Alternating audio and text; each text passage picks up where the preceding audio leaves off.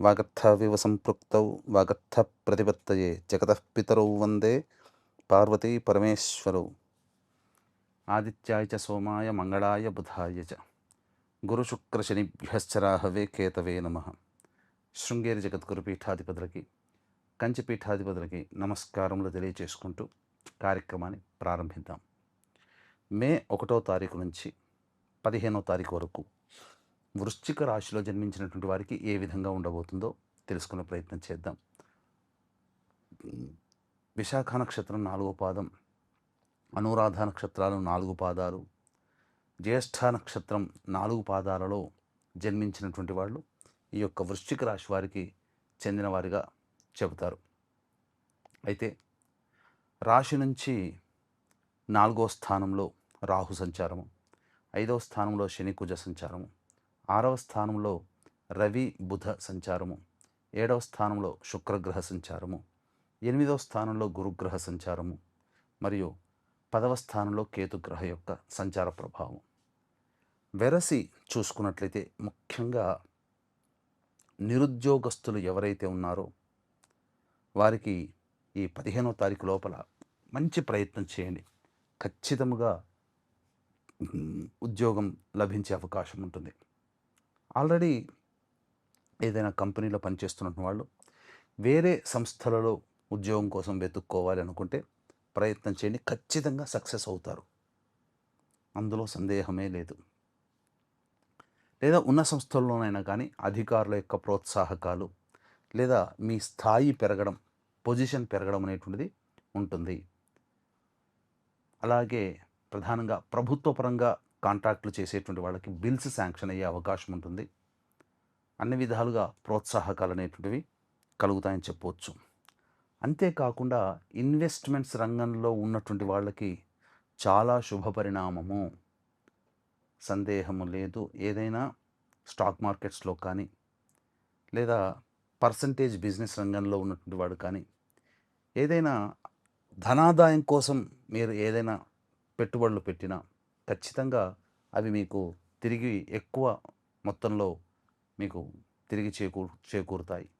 అంటే ధనపరమైనటువంటి విధంగా చేసే ఆలోచనలు మీకు బాగా ఉపకరిస్తాయి అని చెప్పవచ్చు. ఇక శని కుజుల యొక్క సంచార ప్రభావం ఇది ప్రధానంగా ఎమోషన్స్తో కొంత ఇబ్బంది పడేటువంటి అవకాశం మీ యొక్క వృశ్చిక రాశి వారికి తెలియచేయడం జరుగుతుంది. కాబట్టి జాగ్రత్తలు పాటించండి. ఆరోగ్యం పట్ల శ్రద్ధ వహించాల్సినటువంటి పరిస్థితి ముఖ్యంగా ఇది చెప్పవచ్చు. అలాగే ఇతరులతో వ్యవహారం చేసేటప్పుడు కాస్త ఒడిదుడుకులు ఎదురయ్యే అవకాశాలు గోచరమవుతున్నాయి. అయితే నమ్మి మోసపోయే అవకాశాలు ఎక్కువగా ఉన్నాయి. కాబట్టి డబ్బు విషయంలో జాగ్రత్తలు పాటించండి. ఆకర్షణీయమైనటువంటి ప్రకటనల జోలికి వెళ్లకుండా మీ శక్తిని అనుసరించి మీరు డబ్బు ఇన్వెస్ట్మెంట్ చేసుకోండి, తప్పకుండా మంచి శుభ ఫలితాలు పొందుతారు అని చెప్పవచ్చు. ఇక ప్రధానంగా గమనించుకుంటే రాహు యొక్క స్థితే కాస్త ఆందోళన. అర్ధాష్టమ రాహు ఏ పనులలో కూడాను చిక్కుముడి వీడదు, అంటే కన్ఫ్యూజన్ స్టేటస్ అనేటువంటిది ఉంటుంది.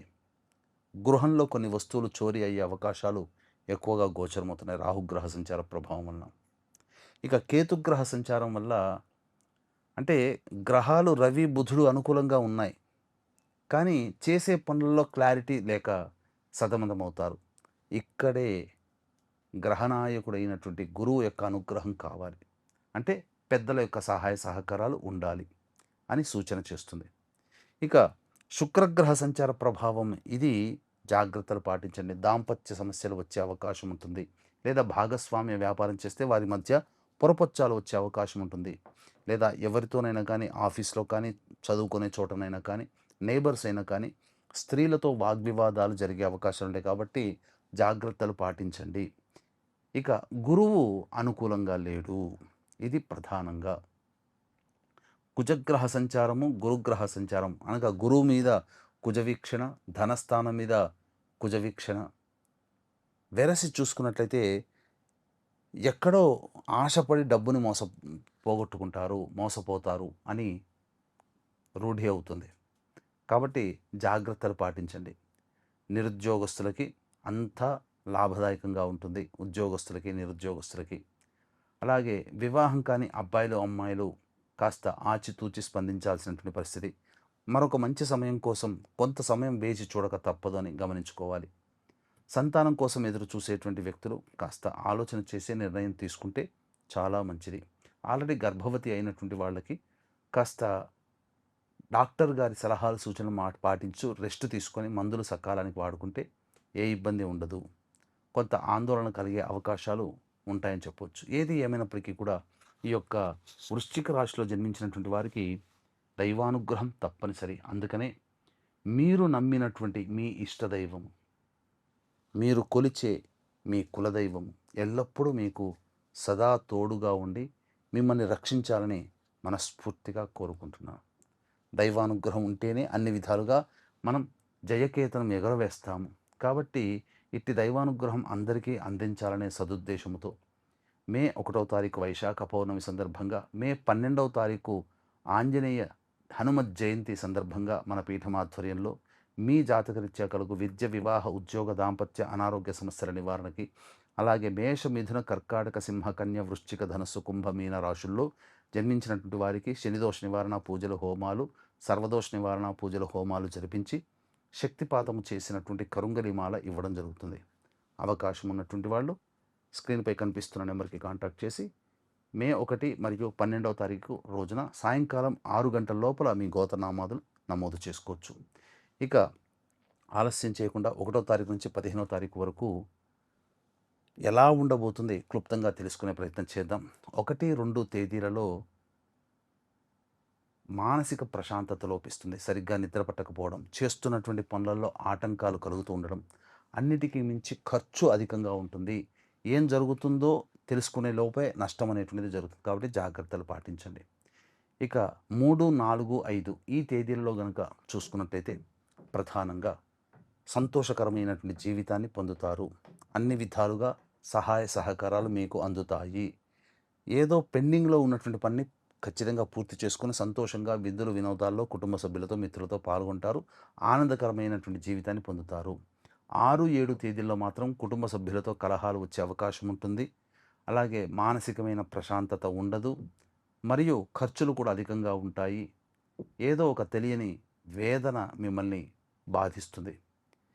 8, 9, 10 తేదీలలో గమనించుకున్నట్లయితే ఖర్చుకు మించిన ఆదాయం లభించడం, అన్ని సమస్యల్ని సకాలంలో పూర్తి చేసుకుంటారు. అలాగే కుటుంబ సభ్యుల సహాయ సహకారాలతో పనులన్నీ చక్కబెట్టుకుంటారు. ఆనందకరంగా ఉంటుంది. రాని బాకీలు వసూలవుతాయి. సంతోషంగా జీవితాన్ని గడుపుతారు. 11, 12 ఈ తేదీలలో జాగ్రత్తలు పాటించండి. గృహంలో మరమ్మతులకి, వాహన మరమ్మతులకి ఖర్చులు అధికంగా ఉంటాయి. వస్తువులు చోరీ అయ్యే అవకాశాలు గోచరమవుతుంది.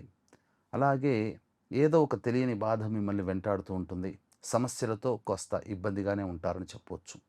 ఇక 13, 14 ఈ తేదీలలో కనుక చూసుకున్నట్లయితే ఎవరూ సహాయ సహకారాలు లభించకుండా మీ పనులు మీరే పూర్తి చేసుకోవడం, ప్రతిదీ కూడాను ఆలస్యం అవ్వడం అనేటువంటిది గమనించవచ్చు. గమనించుకున్నట్లయితే ఆరోగ్యం పట్ల శ్రద్ధ వహించాలి. ఖర్చులు కూడా అధికంగా ఉంటాయి. 15వ తారీఖు మాత్రం ఊరట లభిస్తుంది. ఆశించిన మేర శుభ ఫలితాలు ఉంటాయి. డబ్బుల కోసం ఎదురు చూస్తున్నారా? ఖచ్చితంగా ధన సంపాదన, ధన మార్గం ఏర్పడబోతుంది. ఏ విధంగా చూసినా మీకు సాధారణమైనటువంటి ఫలితాలే ఉంటాయి. దైవానుగ్రహం తప్పనిసరి. కాబట్టి ఇట్టి దైవానుగ్రహం కోసం మన పీఠమాధ్వర్యంలో మే 1 మరియు 12వ తేదీలో జరిగే సర్వదోష నివారణ పూజల హోమాల్లో సాయంకాలం 6 గంటల లోపల మీ గోత్రనామాదులు నమోదు చేసుకోవచ్చు. సర్వం శ్రీ ఉమామహేశ్వర పరబ్రహ్మార్పణమస్తు.